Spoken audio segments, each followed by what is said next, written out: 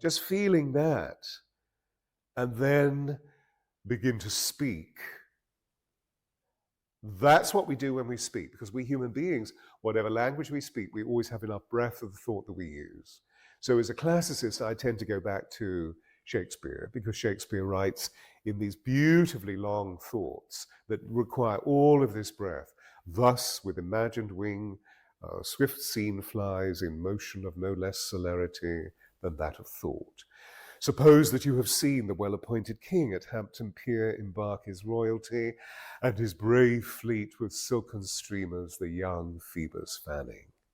And as soon as you do that, the person feels liberated. They feel in touch with the ease of the flow, and as a result of that, the magic of what they're starting to do effortlessly because of the flow of the breath and the sound together. They feel that it's effortless, that they don't need to work hard. It's about flowing, it's about thriving and not striving.